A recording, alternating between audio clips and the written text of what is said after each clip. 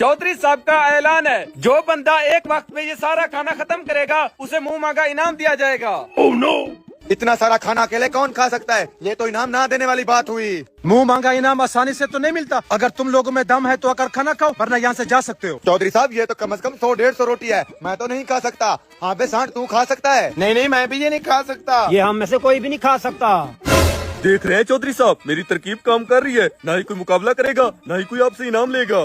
सही कह रहा है तू, ऐसे तो मेरा इलाके में नाम बन जाएगा। और देख लेना, इस बार इलेक्शन मैं ही जीतूंगा।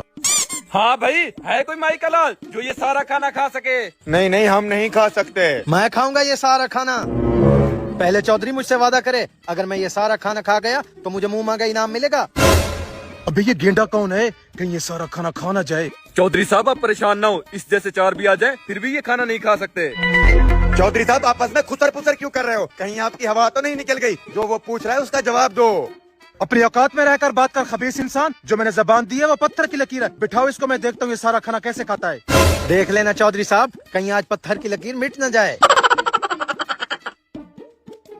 अबे ख्याल करना, ये धमकी तो ऐसे दे रहा है जैसे एक ही वाले में सारा खाना खा लेगा। चौधरी साहब आप बेफिक्र रहें, मैंने इस खाने के अंदर नमक और मिर्च ठूस ठूस के डाली हुई है। ये पहला वाला खाते ही भाग जाएगा। ये है कौन? क्या लगता है ये सारा खाना खा पाएगा? पता नहीं कौन है, लाख तो बहुत उतावला रहा है। देखते हैं क्या होता है।